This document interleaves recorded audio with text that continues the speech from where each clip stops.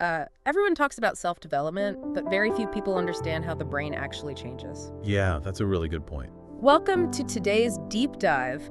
If you're listening to this, you are probably the kind of person who loves to learn, who's endlessly curious, and who is always looking for that next level of understanding. Right, not just the surface level life hacks. Exactly. Not the life hacks, but the actual mechanics of why things work. And we've built this deep dive specifically for you. We really have. We have been poring over an absolutely fascinating stack of research lately. I mean, we're talking dense cognitive neuroscience papers, cutting-edge behavioral psychology, and the foundational insights from habit formation heavyweights like Charles Duhigg, BJ Fogg, and James Clear. It's a heavy stack. It is. And our mission today is to cut through the noise. Uh-oh. We are going to give you a shortcut to being incredibly well-informed about the literal biological neuroscience of habit formation that's occurring inside your head right this very second. Right now as you listen. Yeah, we are bypassing the generic self-help platitudes to deliver the practical aha moments that actually explain your own operating system. And looking through that biological lens is really, it's the only place to start if we want to understand genuine transformation. Because when we talk about change, we have to recognize the overarching context of what's happening under the hood. Right? Our brains are not these static hard drives that just store information. They are incredibly dynamic, living architectures that are constantly rewiring themselves in response to everything we do. Continually. Yeah, continually. So today we aren't just going to talk about willpower because, as the research shows, willpower is incredibly fleeting. Go complete. Instead, we're exploring the physical machinery of change. We're going to look at how a conscious, difficult decision eventually transforms into a hardwired, effortless reflex. Okay, let's unpack this. Because I think most of us feel like we're constantly fighting ourselves when we try to change a behavior. Yeah, it's a battle. Why is it so incredibly difficult to just decide to do something differently and then actually stick to it? I want to start with this concept from the research that really blew my mind. The illusion of choice. Oh yeah, the illusion of choice is huge. Because I always feel like I'm the one in the driver's seat carefully deliberating every move I make all day long. It's a very comforting illusion. But the data paints a completely different picture of our daily reality. There's a landmark paper from a researcher at Duke University that quantified this. Okay. They found that over 40% of the actions people perform every single day aren't actual decisions. They're habits. Wait, over 40%? Over 40%. Almost half of everything I do in a day is just me running on autopilot. That feels way too high. I mean, I'm making choices all the time at work, at home. You're making high-level choices, sure. Mm-hmm. But think about the micro actions. Think about the first 30 minutes of your morning. Okay. Do you consciously deliberate which foot hits the floor first when you get out of bed? No. Do you stand in the shower and have an internal debate about whether to wash your hair before or after you wash your face? Definitely not. It's the same every time. Exactly. When you drive your usual route to work, are you actively analyzing every turn signal and stop sign? You aren't. From an evolutionary standpoint, this is a brilliant energy-saving mechanism. Because the brain uses so much energy, right? Right. The brain is an incredibly energy-hungry organ.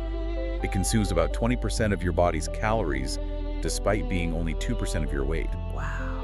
So it wants to offload as much conscious decision-making as possible to conserve metabolic energy for real threats or complex problems. So it's basically taking repetitive tasks and moving them into a low-power mode. Exactly, a low-power mode. How does it actually do that physically, though? But Charles Duhigg outlines this beautifully in his work by breaking down what he calls the habit loop. The cue, routine, reward thing? Yeah, it's a three-part neurological process. The cue, the routine, and the reward. So when you're learning a brand new behavior, let's say learning to drive a manual transmission car for the first time. Oh yeah, that's incredibly stressful. Right, your prefrontal cortex is heavily engaged. That's the part of the brain right behind your forehead responsible for deliberate decision-making, executive function, logical planning. Not thinking about everything. You're hyper-aware of the clutch, the gear shift, the sound of the engine. It's exhausting. But as you repeat that behavior over and over, and your brain receives a reward, like successfully moving the car without stalling. The control shifts. Yes, the control of that sequence physically shifts away from the prefrontal cortex. It migrates deeper into the brain, specifically to a region called the basal ganglia. Okay, I've seen diagrams of the basal ganglia in these neuroscience papers. It looks like it's a little cluster of structures right in the center of the brain, almost near the brainstem. Yeah. Exactly. It's a cluster of subcortical nuclei, and it's ancient in terms of evolutionary biology. It is specialized for procedural learning and automating routines. So it just takes over. It does. What happens is a process called chunking. The basal ganglia take that entire complex sequence, seeing the cue, performing the routine, and receiving the reward, and chunks it together into a single automated neurological unit. A single unit. Right. Once that happens, the cue alone is enough to trigger the entire routine without the prefrontal cortex ever needing to wake up and weigh in. But that brings up a massive problem, though. If the basal ganglia is just an autopilot program, it doesn't have a moral compass, right? Oh, none at all. It doesn't know the difference between a habit that makes me healthy and a habit that destroys my life. It has absolutely no judgment. To the basal ganglia, a habit of going for a 3-mile run and a habit of smoking a pack of cigarettes are neurologically identical. They are both just chunk loops of cue, routine, and reward. There is this fascinating case study in the Duhigg material that illustrates this perfectly. It's about a 24-year-old grad student named Mandy. Oh, the nail-biting case. Yeah, she had been biting her nails for her entire life. And we aren't talking about just a nervous nibble. She bit them until they were separated from the skin and actively bleeding. It was severe. She had tried everything to stop. She painted them with foul-tasting polish. She tried using sheer willpower, but nothing worked. She eventually went to a counseling center at Mississippi State University because it was basically ruining her life. Right. And the wild thing was, when the counselor started asking her about it, Mandy didn't even know why she was doing it. The basal ganglia had completely taken over. Because the prefrontal cortex wasn't involved anymore, she lacked conscious awareness of the trigger. The counselor's first step wasn't to tell her to stop. Which is what everyone else tries to do. Exactly. Instead, it was to have her play detective and dissect her own habit loop.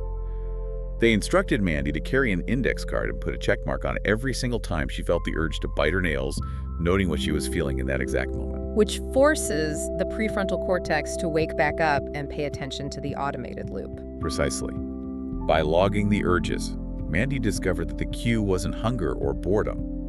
It was a very specific physical feeling of tension in her fingers. Tension in her fingers. Yeah, and the reward she was unconsciously seeking wasn't the taste of the nail, it was physical stimulation. Biting her nails provided a brief, intense physical sensation that temporarily satisfied that craving for stimulation. So if I understand the research correctly, once Mandy figured that out, she couldn't just tell her brain to delete the nail-biting program. The pathway was already built. And that leads us to what is widely considered the golden rule of habit change. You can never truly extinguish a bad habit. Never. Those neural pathways in the basal ganglia are remarkably durable. If you try to just stop a habit through willpower, you're essentially trying to fight a heavily fortified, biologically automated system. It's a losing battle. It is. Instead, the golden rule dictates that you must keep the old cue and you must deliver the old reward, but you have to actively insert a new routine into the middle of the loop. So you hijack the existing pathway. You hijack it. How did they do that for Mandy? Whenever she felt that tension in her fingers, which was her cue, the counselor told her she had to immediately find a different physical stimulation to provide the reward. She was instructed to grip the armrests or chair tightly, or rub her arm, or clench her fists. Okay, so she's giving her brain the physical stimulation it was craving. Right, but through a non-destructive routine. By practicing this new routine every time the cue arose, she gradually rewired the loop. That is such a profound shift in perspective. If you are struggling with doom scrolling on social media or snacking late at night, you can't just violently hit the brakes. You have to reroute the traffic. That's a great way to put it. Reroute the traffic. But if we're talking about traffic, I want to ask about the fuel in the engine. Let's talk about dopamine. Dopamine. I feel like dopamine has become this buzzword on the internet where everyone just calls it the pleasure chemical. It is heavily misunderstood in popular culture. Equating dopamine strictly to pleasure is a vast oversimplification. So what is it doing? In the context of habit formation, neuroscience, dopamine is primarily the driver of reinforcement motivation and craving. It operates through the brain's mesolimbic dopamine system, which originates in a region called the ventral tegmental area and projects out to areas like the nucleus accumbens. Okay. When you first experience something unexpectedly rewarding, let's say you try a remarkably delicious new dessert, dopamine is released after you consume it. After you get the reward. Right. It acts as a massive signal to the rest of the brain saying, pay attention to what just happened, remember the environment, remember the actions you took, because we want to do that again. Okay, so initially the dopamine hits after the reward. But if that's the case, why do I get an intense craving for a donut before I've even walked into the bakery? What's happening chemically when a habit is already formed? That is where the crucial biological shift happens. As the basal ganglia automates the habit loop through repetition, the timing of the dopamine spike physically changes. It moves. It stops releasing when you get the reward, and it actually shifts backward in time to the exact moment you perceive the cue. It fires in anticipation. Exactly. The anticipatory spike in dopamine is what creates the craving. It's the chemical motivation that literally compels your motor system to act. Wow. But here's the critical part. If you act on that cue, propelled by that anticipatory dopamine, and the expected reward doesn't happen, your dopamine levels suddenly plummet below their baseline. Below baseline. Neuroscientists call this a reward prediction error. That sounds extremely clinical, but I know exactly what that feels like. It feels awful. It manifests as acute psychological distress. It's a sense of urgency, agitation, or profound feeling of lack. This sudden drop in dopamine is the brain's alarm system going off, demanding that you seek out the missing reward to correct the chemical deficit. I think the most universal example of this is a smartphone notification. Definitely. You hear that specific ding or feel the buzz in your pocket, that's the cue. Instantly, before you even know who is texting you, your brain releases a spike of dopamine in anticipation of social connection or novel information. And that spike drives the behavior. Yeah, that anticipatory spike is what physically drives your hand into your pocket. You aren't deciding to check your phone. The dopamine is doing the driving. Right. And if you pull it out and see that it's just a warning that your battery is low or a spam email, you feel that tiny sharp drop in dopamine. It's a micro disappointment. That is a perfect illustration of a reward prediction error. The anticipation drives the action. This fundamentally explains why our worst habits persist even when the actual reward isn't satisfying anymore. Which is so frustrating. It is. You might not even enjoy eating that entire bag of chips at 11 p.m. Yeah. The pleasure derived from it might be minimal.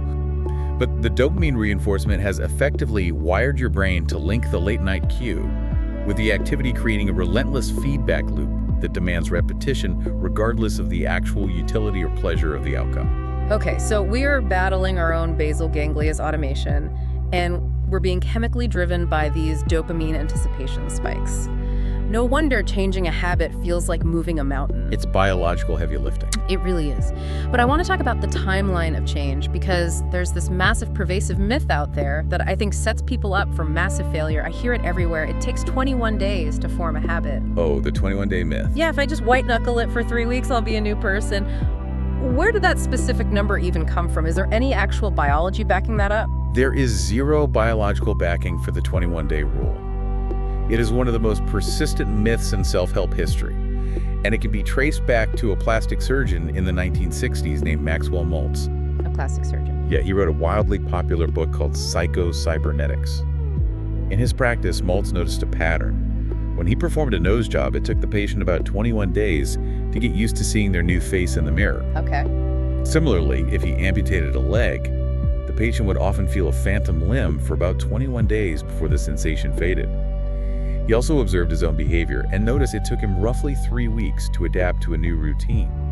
So he wrote in his book that it requires a minimum of about 21 days for an old mental image to dissolve and a new one to gel. Wait, so a plastic surgeon made an anecdotal observation about facial surgery, and society just turned it into the definitive rule for human behavioral change. That is exactly what happened. The pop culture machine stripped away the words minimum of ed and turned an anecdotal observation into a hard, fast scientific law. That's incredible. It's incredibly damaging because when someone tries to build a workout habit and they are still struggling on day 22, they think there is something fundamentally broken with them. They think they lack discipline, when in reality they've been given an artificial timeline. The research stack includes a much more rigorous study that finally debunked this. It was conducted in 2010 by a health psychology researcher named Philippa Lally at University College London. Yes, the Lally study. She didn't rely on anecdotes, she actually tracked people. How did her study work?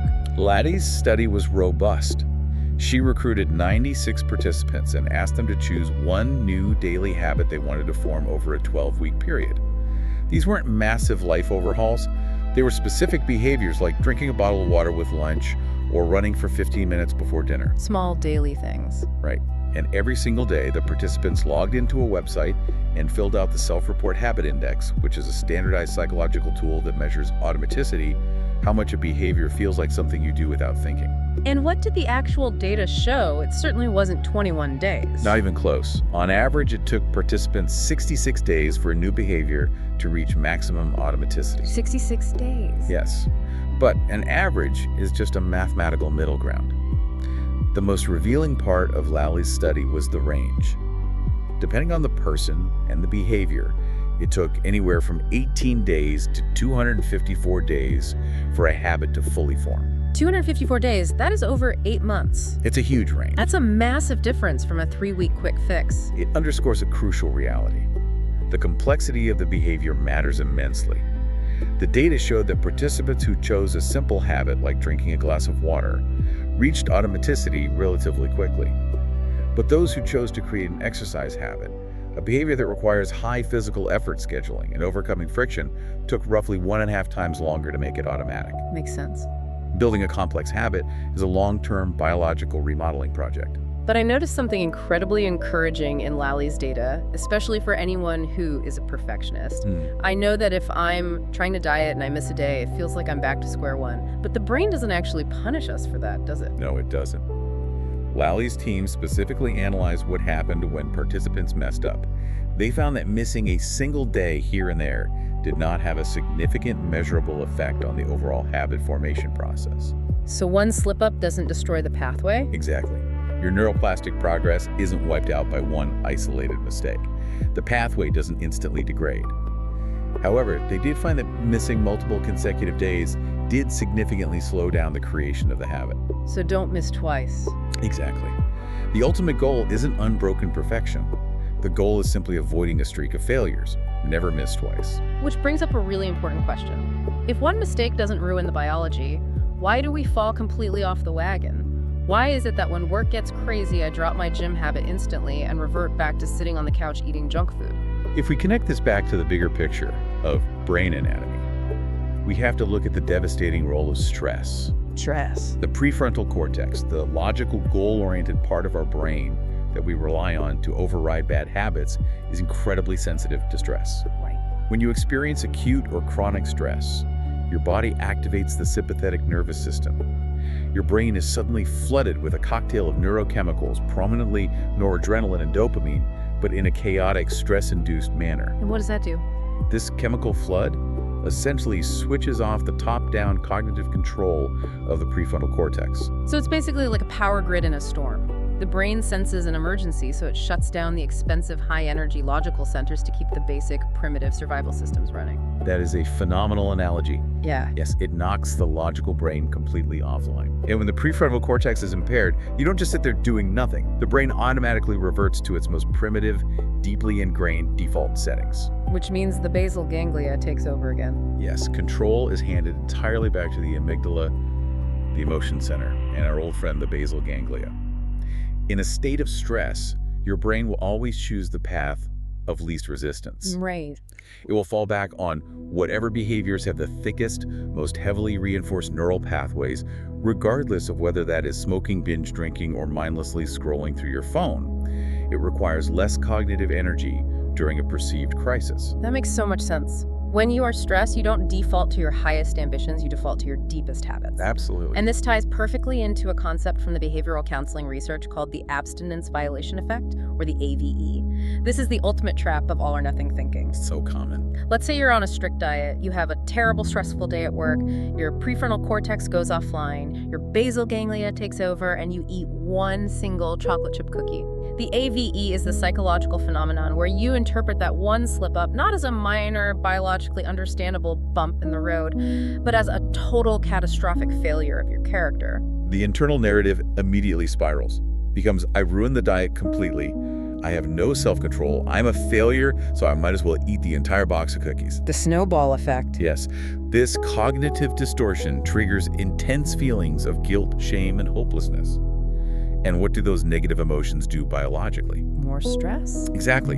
They increase your cortisol and stress levels even further, which further impairs whatever is left of the prefrontal cortex, practically guaranteeing a full-blown long-term relapse into the old behavior. It's a self-fulfilling prophecy of shame. So how do the researchers say we combat that?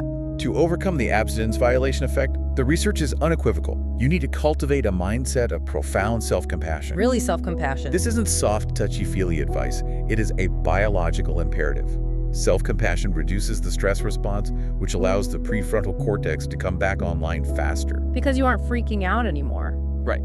You have to intellectually understand that habit formation is an asymptotic process. It's a long, slow curve that gets closer to the goal over time. It is highly resilient to occasional errors, but it absolutely requires long-term consistency. Exactly. You have to treat that one cookie as an interesting data point about your stress triggers rather than a deep character flaw. Exactly. Treat it as data.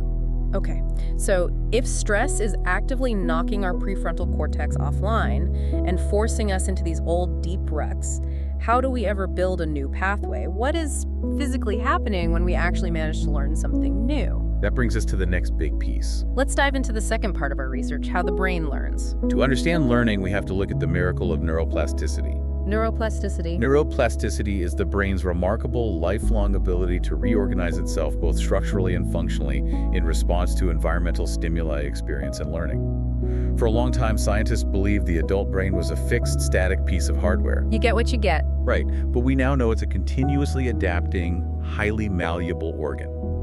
The foundational rule of neuroplasticity was formulated by a psychologist named Donald Hebb in 1949, and it is beautifully simple. Neurons that fire together, wire together. Neurons that fire together, wire together. It's catchy, but what does it actually mean on a microscopic level? How do they wire? It is the biological essence of associative learning. Think of your brain as a dense forest of billions of neurons. When one neuron repeatedly fires a signal that helps activate a neighboring neuron, the physical and chemical connection between them, the synapses, strengthen. Okay, so repetition builds the connection. Yes, and we can break this neuroplasticity down into two main categories, functional and structural. Functional plasticity involves changes in how efficiently those existing synapses communicate. The primary mechanism here is called long-term potentiation, or LTP. LTP. When a specific neural pathway is used frequently, the synapses become incredibly sensitive and efficient at passing electrical signals. The signal moves faster and with less effort. So functional plasticity is like taking a machete through that dense forest. The first time you walk the path, it's exhausting. You're hacking away at the brush. Exactly. But if you walk that exact same path every single day, eventually you tread down a clear dirt trail. The brain is literally clearing the brush for the signals to travel faster. That's a great visual. But what about structural plasticity? I read that the brain actually changes its physical shape. It does. Structural plasticity goes beyond just making existing connections more efficient. It involves building entirely new hardware. This includes processes like synaptogenesis, which is the creation of brand new synapses between neurons that weren't communicating before. Making new bridges. Right. It includes the growth of new dendritic spines, the little branches on the neuron that reach out to catch signals, and it even includes neurogenesis, which is the generation of completely new neurons from stem cells. I thought we couldn't grow new brain cells. While neurogenesis is somewhat limited in adult brains, it robustly continues throughout your entire life in specific areas, most notably the dentate gyrus of the hippocampus, which is a region absolutely critical for memory formation and learning. The sources use a really profound contrast to make this relatable. Think about a newborn baby's brain. When a child is born, their brain is essentially a blank canvas. Total potential. It has vast, almost limitless potential, but very few strong, dedicated connections. Everything is a possibility, but nothing is efficient. Right. But as that child grows, interacts with their parents, learns to walk, and experiences the world, the brain aggressively builds connections for the things they do repeatedly. And equally important, it destroys the connections for the things they don't do. That destruction process is vital. It's called synaptic pruning. It is a ruthless biological use it or lose it principle. Use it or lose it. The brain realizes it cannot maintain every possible pathway, so it prunes away the weak, unused synapses to make the heavily used ones more efficient. Because of synaptic pruning, by the time we reach adulthood, we actually have significantly fewer neurons and synapses than a toddler. Which sounds backward. Some estimates suggest a 41% reduction. But the connections we do have left are incredibly strong, highly efficient, and heavily reinforced for our specific skills, our language, and our daily habits. Okay, so if my adult brain has already pruned itself into this highly efficient, set-in-its-ways machine, how do I force it to wire a new connection? If I want to learn to play the piano or stop checking my phone during dinner, is it just dopamine driving that change?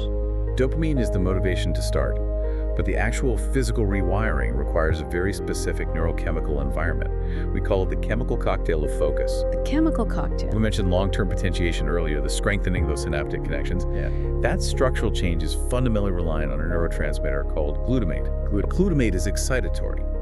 It is the chemical workhorse that actually promotes the physical strengthening or weakening of those synaptic connections. Without ample glutamate, the brain simply cannot adapt its wiring. But how does the glutamate know which wires to strengthen? If I'm trying to practice the piano but my dog is working and the TV is on, how does the brain isolate the piano-playing neurons? That is where the second ingredient comes in, acetylcholine. Acetylcholine acts like a high-powered spotlight in the brain. It is the neurochemical of intense attention and focus. It's a spotlight. When you deeply concentrate on a task, acetylcholine is released into the specific neural circuits you are using. It enhances your attention during the crucial acquisition phase of a new habit, and it actively filters out irrelevant stimuli. So it blocks out the dog and the TV. Exactly. It tells the brain, ignore the barking dog, ignore the TV. This specific sequence of finger movements on the piano keys is what matters right now. It shines the spotlight so that glutamate knows exactly where to do the hard work of wiring the neurons together. What happens if I don't have enough acetylcholine? You experience what we commonly call brain fog. You can't sustain attention, your mind wanders, and because the spotlight isn't shining on any specific circuit, glutamate isn't triggered to strengthen anything. You can practice a skill for hours, but without acetylcholine, very little structural learning will occur. Wow. And then there's a third chemical mentioned in the research that completely surprised me. Oxytocin. Yes, oxytocin is fascinating. Whenever I hear about oxytocin, it's always referred to as the cuddle hormone or the bonding chemical that mothers release when nursing or partners release when hugging. What in the world does the cuddle hormone have to do with building a habit? It seems counterintuitive, but oxytocin plays a massive role in habit formation, specifically when we look at socially reinforced behaviors. Humans are deeply social creatures. When we experience positive social interactions, trust, and cooperation, our brains release oxytocin. Okay. But crucially, this hormonal boost doesn't just make us feel warm and fuzzy, it actively interacts with the mesolimbic dopamine system. Oxytocin acts as a powerful amplifier for dopamine. An amplifier. It enhances the perceived reward of engaging in habits that are shared with or praised by a supportive social network. So when I join a running club and we finish a difficult 5K and everyone is high-fiving and cheering each other on, I'm not just enjoying the camaraderie, I'm getting a massive oxytocin hit that physically amplifies the dopamine, which then structurally reinforces the running habit circuit in my brain much faster than if I ran alone. Precisely. You are leveraging your evolutionary biology. Social praise chemically cements the neural pathway, which brings us to the physical reality of mastery. This is the part I love. When you sit down to do what Cal Newport calls deep work, when you are hyper-focused grounding in acetylcholine and practicing a skill intensely, what is physically happening to those neural pathways to make them permanent. This is where we look at a biological process called myelination. Let's break that down because I think this is the most visual, tangible part of the science. To visualize myelination, you need to picture the structure of a single neuron. It looks a bit like a tree. The main cell body is the trunk. The dendrites are the branches reaching out to receive signals from other neurons. And the axon is the long single root stretching out to pass the electrical signal along to the next cell. Okay. Myelination is the process where a specialized type of cell wraps a fatty white substance called the myelin sheath in layers around that long axon. It's exactly like the rubber insulation wrapped around a copper electrical wire in your house. It is functionally identical. If a copper wire is bare, the electrical current leaks out, and the signal is weak and slow. The rubber insulation prevents the leakage. Right.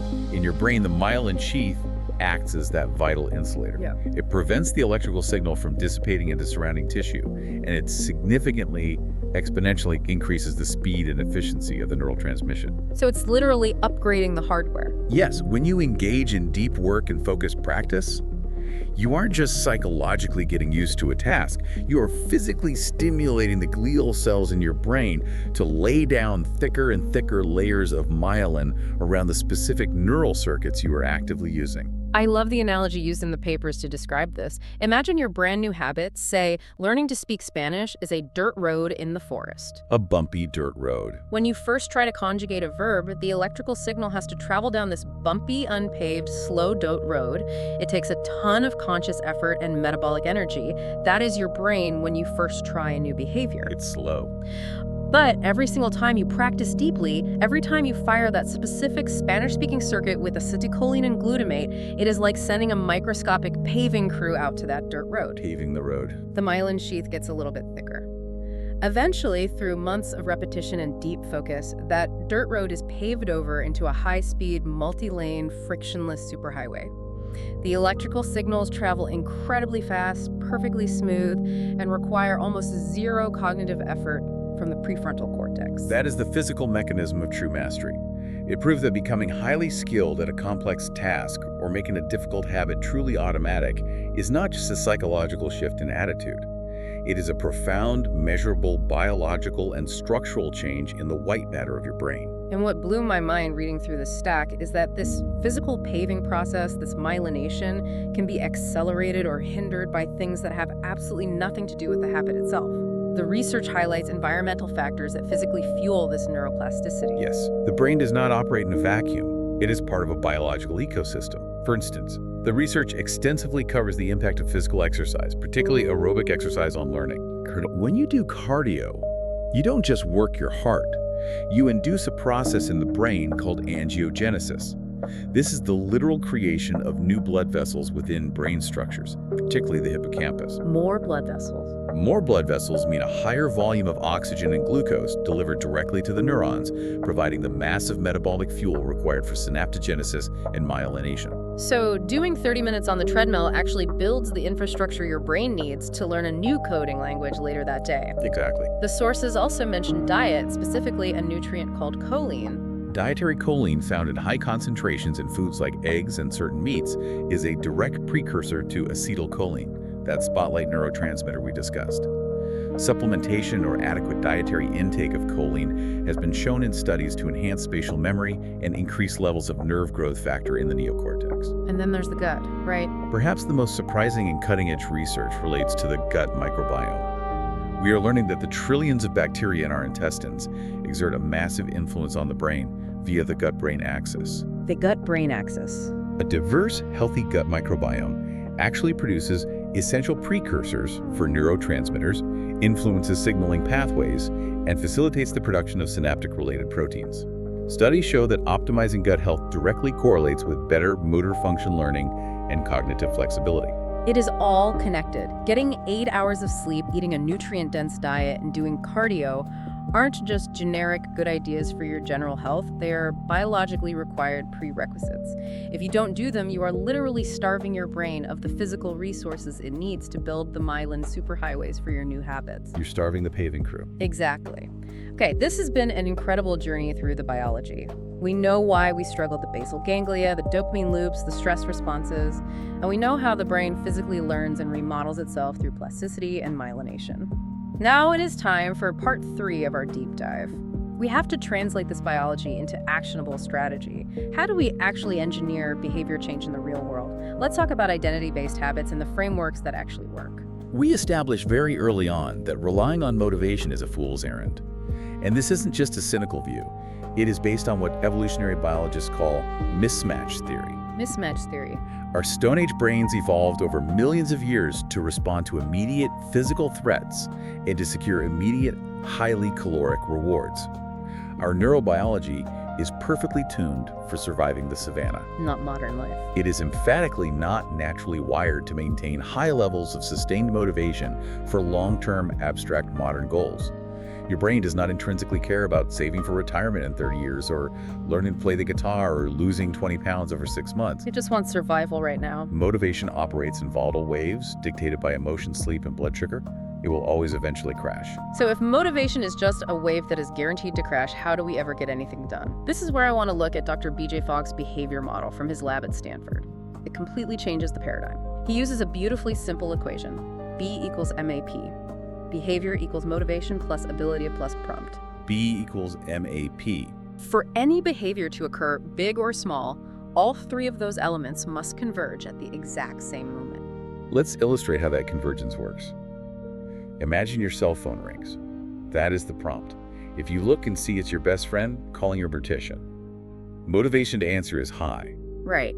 But if the phone is across the room and you are currently pinned under a sleeping baby, your ability is 0. The behavior answering the phone does not happen. Because ability is blocked. Conversely, if the phone is right in your hand, high ability, but you see it's a telemarketer, your motivation is 0. Again, the behavior fails. So since we just established that motivation is completely unreliable and prone to crashing, Fogg's model dictates that if we want to build a new habit, we have to manipulate the other variables. We have to focus almost entirely on the A ability. Exactly. You have to make the desired behavior absurdly, ridiculously easy to execute. You must lower the threshold for behavioral activation so dramatically that you can successfully complete the habit even on your absolute worst, lowest motivation, highest stress day. This is the core concept of Fogg's tiny habits and what James Clear popularized as atomic habits. Right, start small. If I decide I want to get in shape, my instinct is to set a goal of doing a grueling 45-minute gym session every day. But that requires a massive amount of motivation. When I inevitably have a bad day at work, my motivation drops, the ability required is too high, and I fail. It's too much friction. So the research says my goal shouldn't be the gym session. My goal should be to do exactly one single push-up. Or even just to put on my running shoes and tie the laces. Just tying the laces. Why? Because neurologically, it lowers the cognitive load. It prevents the prefrontal cortex from looking at the task, getting overwhelmed by the energy requirement, and shutting the operation down. It circumvents the brain's natural resistance to energy expenditure. But it also brilliantly leverages a very well-documented psychological phenomenon known as the Zeigarnik effect. The Zeigarnik effect. The Zeigarnik effect dictates that the human brain experiences an innate psychological tension when a task is left unfinished. We have a fundamental drive for completion. So once you start, you want to finish. Yes, when you lower the barrier to entry and start something tiny like getting down on the floor to do one push-up, you break the primary friction, which is simply starting. Once you are down there and have completed the one push-up, the Zeigarnik tension of an incomplete workout often kicks in, propelling you to do 2 or 5 or 10. But then this is the crucial part. Even if you stop after just one push-up, you have successfully fired that neural circuit. You have cast a vote. You have kept the pathway alive, ensuring it doesn't get pruned. You kept the paving crew working. And this flips the entire concept of identity on its head, which I think is one of the most powerful takeaways from James Clear's work. So many people operate under the belief that their identity dictates their actions. They think, I need to become a workout person in my mind first, and then I will start going to the gym. That's backward. But the neuroscience and the psychology show it works in the exact opposite direction. Identity is not the cause of behavior. It is the ultimate result of behavior. Your brain relies on evidence. You cannot simply think your way into a new identity. You can't just visualize it. Neurologically, your self-image changes after consistent action, not before. You become a workout person strictly by proving it to your brain with small, daily, undeniable actions. You cast a vote for your new identity with every single tiny habit you complete. It's like Jean-Paul Sartre's existentialist philosophy applied directly to neuroscience. Existence precedes essence. We literally become who we are through our repeated actions. Okay, so designing for ability by making habits tiny is crucial. But Fogg's equation still has one more variable, the P, the prompt. How do we engineer reliable prompts or cues so we don't forget to do the tiny habit? This is where we move into systems and disciplines, specifically a highly researched strategy called implementation intentions. Implementation intentions. This is essentially creating explicit if-then plans for your behavior. You pre-decide your actions. So instead of saying, I'm going to eat healthier, you say, if I am at a restaurant, then I will order a salad. Why is phrasing it that way so much more effective? Implementation intentions are highly effective because they preload the prefrontal cortex. We know that decision fatigue is a real biological constraint. Every single choice you make throughout the day, no matter how small, drains a finite pool of cognitive energy. It drains the battery. By formulating a specific if-then plan, you are fundamentally delegating the control of your behavior to the external environment. When the specific if occurs, sitting down at the restaurant at the hour, then ordering the salad is triggered automatically. You bypass the need for conscious, exhausting deliberation in the moment, thereby preserving your willpower. But the sources issue a massive warning about a specific trap here, especially when you are trying to use an if-then plan to break a bad habit, what they call a counter-habitual plan. Right, breaking a bad habit is trickier. Let's say I have a terrible habit of eating junk food every afternoon at work. I can't just pick a random cue and say, if it is 3 p.m., then I will eat an apple instead of a donut, right? I've tried that, and I just end up eating the apple and then eating the donut anyway. You failed because time of day wasn't the actual cue driving the behavior. For an if-then plan to work against an existing deeply wired bad habit, you have to identify the exact, specific critical cue that is actually triggering the basal ganglia. The real trigger. If your habit is eating junk food because you feel overwhelmed by your inbox, the time of day is irrelevant. The feeling of stress is the critical cue. Oh, okay. The plan must be, You have a play. if I feel a spike of anxiety while reading an email, then I will stand up and stretch for 60 seconds. Identifying these hidden cues requires significant deliberate introspection, because as we discussed with Mandy, the nail-biter habits are executed outside of conscious awareness. So how do we actually uncover those hidden cues if they are subconscious? The research suggests combining implementation intentions with a visualization technique called mental contrasting. Together, it creates a framework known as MCII. How does mental contrasting help us find the trigger? Mental contrasting is a structured, highly specific visualization process. First, you vividly imagine the desired future outcome. For example, visualizing how energetic and healthy you will feel when you finally drop the weight. But you don't stop there. What's the second step? The critical second step is to explicitly and vividly contrast that positive future with your present reality, specifically focusing on the exact obstacles and internal friction standing in your way. You don't just dream about the finish line, you forcefully visualize the roadblock. Exactly. By forcing the brain to confront the specific present obstacles, like the exhaustion you feel at 5 p.m. or the temptation of the office vending machine, you heighten your expectancy-dependent commitment. More importantly, this stark contrast helps the brain successfully isolate and identify the hidden cues and emotional triggers that drive the unwanted habits. It pulls them out of the dark. It drags the unconscious triggers out of the basal ganglia and into the analytical light of the prefrontal cortex, which allows you to build a hyper-precise, highly effective implementation intention. That is incredibly practical. Now I want to look at one of the most powerful tactical strategies from the entire stack of sources: habit stacking.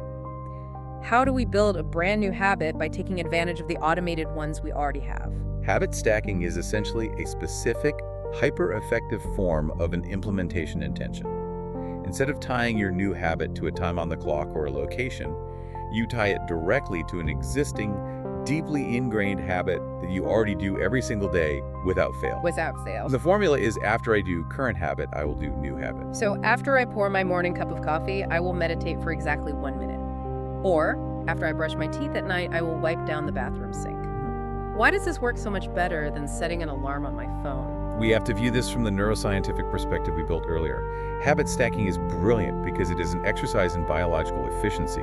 You are taking a brand new, fragile neural connection, that slow dirt road that takes a lot of effort to travel, and you are physically attaching it to a heavily myelinated, robust, high-speed superhighway that already exists in your brain. Because brushing your teeth is already a superhighway. Brushing your teeth is a massively reinforced neural circuit. You've done it thousands of times.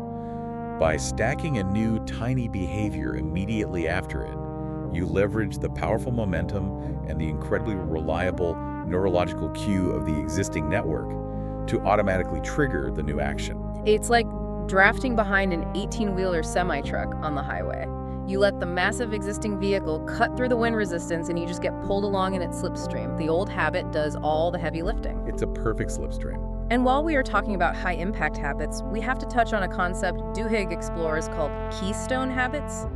These seem like the holy grail of behavior change. Keystone habits are fascinating. They are specific core behaviors that, once established, cause an unpredictable chain reaction of positive changes throughout a person's life or even across an entire organization. A chain reaction. They don't just change one routine, they trigger widespread structural shifts across multiple networks in the brain. Duhigg gives a classic example of this in the book, exercise. Studies show that when people start habitually exercising, even if it is just a light workout once a week, a mysterious cascading ripple effect occurs. Yes, the exercise ripple effect. Without intentionally trying to change anything else, they typically start eating healthier diets. They start showing up to work earlier, they demonstrate more patience with their families, they smoke less, they even use their credit cards less frequently and save more money. Why does running a mile make you better at managing your finances? The exact neurological mechanism for why exercise specifically acts as such a powerful keystone habit is complex, but it likely relates to the systemic biological benefits we discussed earlier. To angiogenesis and all that. Yes, exercise induces angiogenesis, increasing blood flow. It balances the neurotransmitter profile, optimizing dopamine and serotonin. But most importantly, it systemically reinforces the self-regulation and executive control circuits within the prefrontal cortex. It makes the prefrontal cortex stronger. It provides undeniable physical proof to the brain that difficult change is possible. This alters the individual's foundational self-image, significantly increasing their overall baseline capacity for discipline in completely unrelated areas of life. It is the ultimate domino effect. If you can identify and establish your keystone habit, the rest of the dominoes start to fall almost automatically. But there is a massive caveat to all of this that the behavioral psychology sources emphasize, and I think it's the perfect place to land. It is the concept of person behavior fit. Yes, person behavior fit. And this is where the mainstream habit formation industry often does people a disservice. They sell the idea that any behavior can become effortless for anyone if they just use enough repetition and willpower. Which we know isn't true. But that completely ignores the reality of individual biological and psychological differences. Person behavior fit is the scientific concept of finding the specific implementation of a behavior that natively matches your unique personality, your genetic chronotype, your physical constraints, and your specific life circumstances. It is the ultimate argument against forcing a square peg into a round hole. If you naturally hate waking up early, if your biological chronotype makes you a night owl trying to force a 5 a.m. hardcore gym habit, just because a billionaire on a video said it was the secret to success is a recipe for disaster, It's guaranteed to fail. it is going to require immense continuous cognitive effort, and you will perpetually be fighting against your own biology. Instead, person behavior fit says you should find a version of the behavior that actually fits you. Right, match it to yourself. Maybe your keystone exercise habit is a brisk walk on your lunch break or a 30-minute yoga flow in your living room at 8 p.m. If you match the behavior to the person, the neuroplasticity and myelination happen exponentially smoother. Exactly. The goal of self-development is not to torture yourself into becoming someone else. It is about intelligently designing an environment and a personalized system where your success becomes the path of least resistance. So let's pull all of this together and synthesize the incredible journey we have been on today. For you, the listener, the learner who wants to bypass the fluff and get to the truth, understanding the actual physical hardware of your brain is the ultimate shortcut to optimizing your time and your energy. It is the foundation of it all. We started deep in the ancient structures of the basal ganglia, exploring the illusion of choice and uncovering how anticipatory dopamine loops hijack our intentions. We looked at how stress acts like a power outage, forcing us to fall back into our deepest, most heavily myelinated comfort zones, and why self-compassion is the biological antidote to the abstinence violation effect. We then explored the sheer physical reality of how the brain learns. We saw that neuroplasticity isn't a metaphor. It is the literal firing and wiring of synapses. Right. We learned that to pave the dirt roads of our new habits into myelin-coated superhighways, we need the chemical spotlight of acetylcholine and a structural glue of glutamate fueled by the angiogenesis of exercise and a healthy gut microbiome. And finally, we translated all of that biology into actionable strategy. We saw why relying on evolutionary motivation guarantees failure, and why B.J. Fogg's focus on ability-making behaviors tiny enough to fly under the prefrontal cortex's radar is the key to long-term success. Small, reliable steps. We explored how implementation intentions protect our finite decision-making energy, and how habit stacking lets us draft behind the momentum of our existing neural networks. It is a completely different paradigm for looking at self-improvement. It is not about feeling guilty because you lack discipline. It is about acting as an engineer of your own environment in neurobiology. You're an engineer of your own biology. But before we wrap up this deep dive, there is one final provocative thought. We want to leave you with something that builds on a tiny detail we discussed earlier, but flips the whole script. Throughout this entire discussion, we have maintained a highly individualistic perspective. We have focused extensively on how you can isolate your triggers, design your systems, and rewire your own brain using cues, routines, and rewards. Right, it's all been about you. But recall our discussion about the chemical cocktail of learning, specifically the mention of oxytocin and mirror neurons. Mirror neurons are specialized cells in the brain that fire not only when you perform an action, but also when you simply observe someone else performing that exact same action. They are our empathy neurons. They are the biological mechanism that allows us to learn complex skills just by watching others do them. Exactly. And we know that oxytocin powerfully reinforces behaviors that are socially praised by our tribe. So here is the thought to mull over.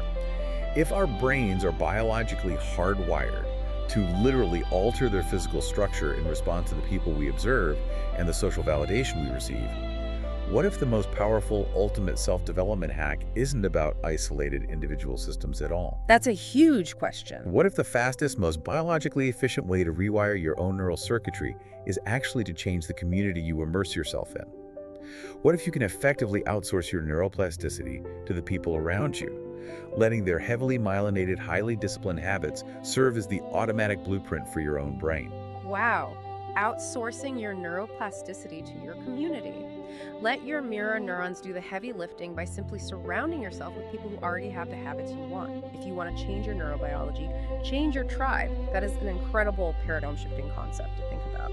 Thank you so much for joining us on this deep dive into the source material. We hope this exploration gave you the aha moments you were looking for and a profound new way to look at your own biological potential. Take that final thought, mull it over, look closely at the habits of the people around you, and we will see you next time.